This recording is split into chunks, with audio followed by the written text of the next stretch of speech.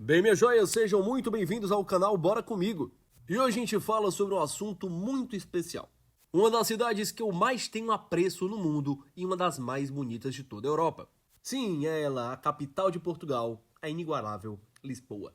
Não é nem um pouco incomum você chegar em Lisboa e não ter certeza do que vai ver exatamente. São diversas opções envolvendo história, cultura, modernidade e, claro, muita gastronomia de qualidade. Mas eu tô aqui justamente para ajudar na tua vida. Então o vídeo de hoje apresenta 10 lugares que você precisa ir em Lisboa. Então já ajuda o nosso trabalho deixando o like e se inscrevendo no Bora Comigo e vamos partir para Lisboa. A gente começa o nosso rolê com o inigualável Castelo de São Jorge. Essa estrutura histórica com raízes que remontam ao século VIII.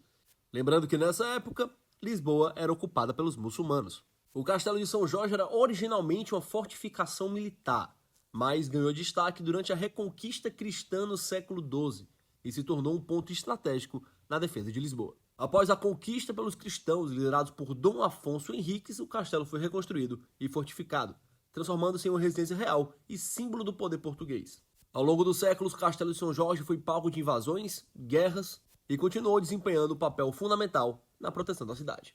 Durante o Renascimento e principalmente durante o terremoto de 1755, o castelo foi bastante danificado e foi perdendo a sua importância na medida em que a cidade ia se expandindo e se desenvolvendo. No entanto, no século XX, o Castelo de São Jorge passou por extensas restaurações e foi aberto ao público como uma das principais atrações turísticas de Lisboa.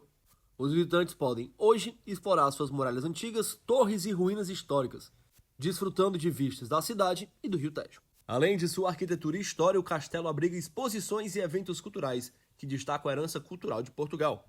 É um local onde os visitantes podem mergulhar na história de Lisboa e apreciar sua importância como centro de poder e cultura ao longo dos séculos. Para te ajudar a se localizar geograficamente, não vamos para muito longe do Castelo de São Jorge. Seguimos para o bairro de Alfama, localizado nas encostas íngremes que se estendem desde o Castelo de São Jorge até o Rio Tejo. É uma das áreas mais pitorescas e históricas de Lisboa, com suas ruas estreitas de paralelepípedos, casas coloridas e atmosfera autêntica. Alfama é o testemunho vivo da herança cultural e arquitetônica da cidade. Esse bairro remonta justamente ao período mourisco e ao longo do século se tornou um labirinto encantador de vielas sinuosas, escadarias íngremes e praças acolhedoras. Um dos destaques da região é a Sé de Lisboa, uma catedral imponente que remonta ao século XII e oferece vistas impressionantes da cidade a partir de suas torres. Além disso, o bairro abriga o Museu do Fado, dedicado ao gênero musical, que é uma parte integral da cultura portuguesa. Inclusive, se você estiver na Alfama de noite, não deixe de conferir uma das casas de fado. Vale muito a pena e é uma imersão muito interessante na cultura portuguesa. E justamente nas noites de Lisboa, o fado enche o ar, convidando os moradores e os visitantes a se reunirem nos bares e nos restaurantes locais para uma noite de música e diversão. Além das tradicionais noites, a Alfama também é conhecida pelo seu Festival de São João, uma celebração colorida e animada que acontece em junho, como aqui no Brasil, com danças, música, comida e fogos de artifício. É um cheiro de sardinha maior do mundo, mas vale muito a pena conferir. Com essa breve explicação, você já sabe, Alfama é um destino imperdível para quem visita Lisboa. Agora a gente desce um pouquinho e vai para a beira do Rio Tejo, para falar sobre o Mosteiro dos Jerônimos. Essa aqui é uma obra-prima da arquitetura manuelina, construída durante o século XVI, no reinado justamente de Dom Manuel I.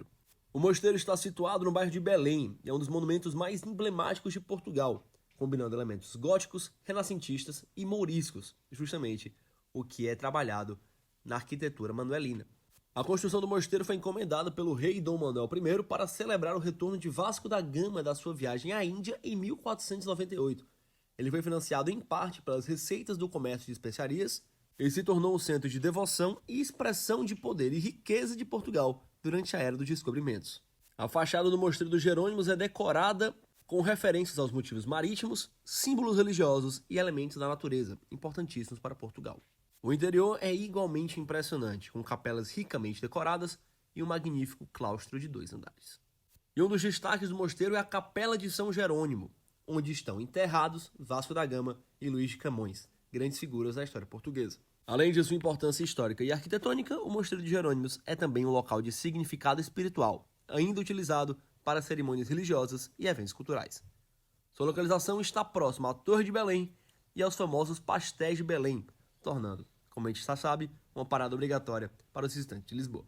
O certo a se fazer agora seria dar uma passada nos Pastéis de Belém e seguir para a Torre de Belém, um dos símbolos mais icônicos e emblemáticos de Portugal. A torre também foi construída no começo do século XVI, durante a Era dos Descobrimentos, e a torre foi projetada como uma fortaleza defensiva e um símbolo do poder naval português. Encomendada pelo mesmo rei Dom Manuel I, a construção da Torre de Belém foi iniciada em 1514 e concluída em 1520. Ela foi projetada pelo arquiteto Francisco de Arruda e é aquela característica da fusão de estilo gótico, renascentista e morisco que está presente na arquitetura manuelina. A Torre de Belém conta com 4 andares e uma altura de cerca de 35 metros. A sua fachada é adornada com elementos decorativos, incluindo esculturas, arcadas, torres e ameias.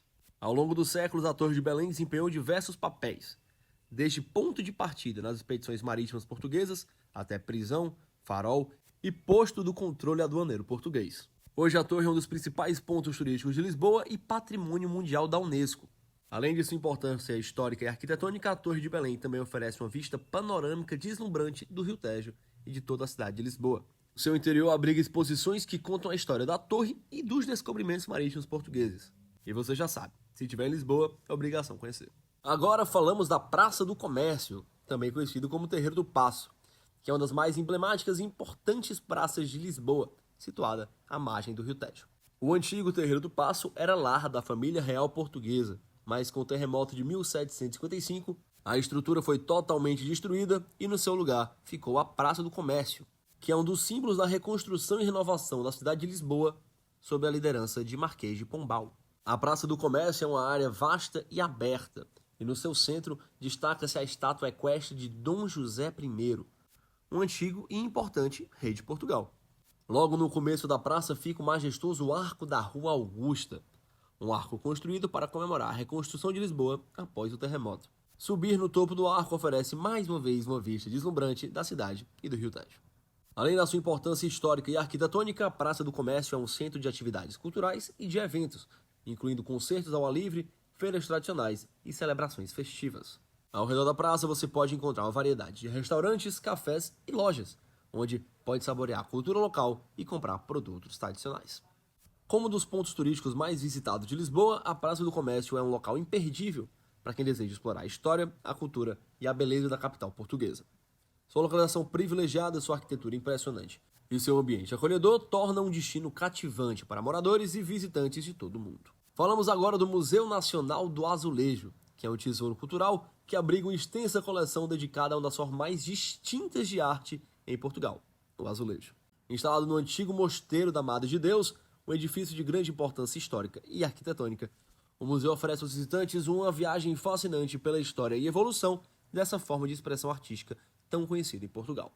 O acervo do museu abrange séculos de produção de azulejos em Portugal, desde exemplares medievais até peças contemporâneas. Seguimos falando de museus e agora é o Museu Nacional de Arte Antiga, uma das mais importantes instituições culturais de Portugal e uma visita obrigatória para quem deseja explorar a rica história artística do país. O museu foi fundado em 1884 e está instalado no imponente Palácio de Avor Pombal, um edifício do século XVII que, por si só, já é uma obra de arte. O museu abriga uma vasta coleção de arte portuguesa e estrangeira, que abrange desde a Idade Média até o século XIX.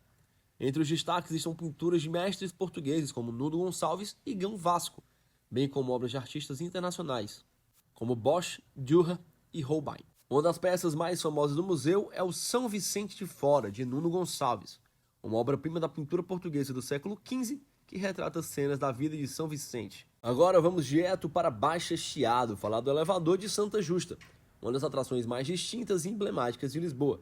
Essa obra-prima arquitetônica combina funcionalidade e beleza e está localizado no coração da cidade, no distrito da Baixa Chiado. O elevador foi projetado pelo engenheiro português Raul Mesnier do Ponsard e concluído em 1902. Ele é uma estrutura de ferro fundido com detalhes neogóticos que destacam entre os edifícios circundantes. A altura do elevador de Santa Justa chega a 45 metros e oferece uma vista panorâmica deslumbrante sobre Lisboa a partir de sua plataforma de observação do topo. Originalmente movido a vapor, o elevador foi posteriormente eletrificado em 1907, tornando-se mais eficiente e seguro. Hoje, os visitantes podem subir até o topo através de uma série de elevadores modernos, desfrutando de vistas deslumbrantes, incluindo o Castelo de São Jorge, o Rio Tejo e bairros históricos. Além de sua função prática de transporte, unindo a cidade alta à cidade baixa, o elevador de Santa Justa também é uma atração turística popular, atraindo visitantes de todo o mundo. A sua beleza arquitetônica e a vista panorâmica proporcionam um local imperdível para quem visita Lisboa. Já falamos muito da história antiga de Lisboa, então agora vamos para a parte moderna. E a gente começa com o Parque das Nações. O parque está localizado na zona oriental de Lisboa e é um exemplo impressionante da regeneração urbana e do planejamento moderno da cidade. Anteriormente, uma área industrial em declínio, ela foi revitalizada para sediar a Exposição Mundial de 1998, a famosa Expo 98, e desde então tornou-se um dos bairros mais modernos e dinâmicos de Lisboa. Uma das principais atrações do Parque das Nações é o Oceanário de Lisboa, que eu não quero estragar a surpresa, mas a gente fala dele já já. Outros destaques incluem o Pavilhão do Conhecimento, um museu interativo dedicado à ciência e à tecnologia, e o Teleférico, que oferece vistas panorâmicas do Rio Tejo e da área circundante. O Parque das Nações também é conhecido por seus espaços ao ar livre, como o Parque Tejo e o Jardim Graça de Horta, que proporcionam áreas verdes para relaxar e desfrutar do clima ameno de Lisboa. Além disso, a área ribeirinha oferece uma variedade de opções de entretenimento, desde restaurantes e cafés à beira-rio, até espaços para eventos e concertos ao ar livre. Com uma arquitetura contemporânea impressionante, o Parque das Nações é lar de edifícios icônicos, como o Pavilhão de Portugal, projetado pelo renomado arquiteto Álvaro Siza Vieira, e a Torre Vasco da Gama, um dos edifícios mais altos de Lisboa. Essas estruturas modernas contrastam com os edifícios antigos que anteriormente faziam parte dessa área de Lisboa. Além das atrações turísticas, o Parque das Nações também é um importante centro comercial e de negócios, com uma variedade de lojas, escritórios e espaços de conferências. Com a localização privilegiada junto ao Rio Tejo e uma ampla gama de comodidades e atividades, o Parque das Nações é um destino imperdível para quem visita Lisboa. E a gente encerra nossa lista sem nem precisar sair do Parque das Nações. Falamos agora do Oceanário de Lisboa, uma das atrações mais emblemáticas da capital portuguesa e também feita para a Expo 98. Inaugurado nesse ano de 1998, o Oceanário é um dos maiores aquários internos do mundo e oferece uma experiência imersiva e educativa sobre os ecossistemas marinhos. O edifício principal do Oceanário é uma obra-prima arquitetônica, projetado para se assemelhar a um porta-aviões, refletindo a sua localização à beira do Rio Tejo. Uma das principais atrações do Oceanário de Lisboa é o seu tanque central. Esse enorme aquário abriga uma variedade impressionante de espécies marinhas, incluindo tubarões, raias, peixes tropicais e até mesmo um imponente cardume de atuns. Os visitantes podem caminhar por um túnel subaquático que atravessa todo esse tanque, proporcionando uma vista 360 dos habitats marinhos. Além desse tanque central, o oceanário possui várias exposições que destacam diferentes ecossistemas marinhos, como os oceanos Antártico, Índico e Pacífico. Cada exposição é cuidadosamente projetada para educar os visitantes sobre a importância da conservação dos oceanos e da vida marinha. O Oceanário de Lisboa também desempenha um papel vital na conservação e na proteção das espécies marinhas, participando em programas de reprodução em cativeiro e na sensibilização do público para questões ambientais. Através de exposições interativas, palestras e atividades educativas, o Oceanário visa inspirar os visitantes a apreciar e preservar os oceanos do mundo. E com isso finalizamos os 10 locais que você não pode deixar de conhecer em Lisboa. Se você gostou do vídeo, eu peço que você deixe o seu gostei aqui embaixo, comente e compartilhe para ajudar na divulgação desse vídeo e também não se esqueça de se inscrever no Bora Comigo para não perder nenhuma atualização. Agradeço a sua audiência e até a próxima, minha joia.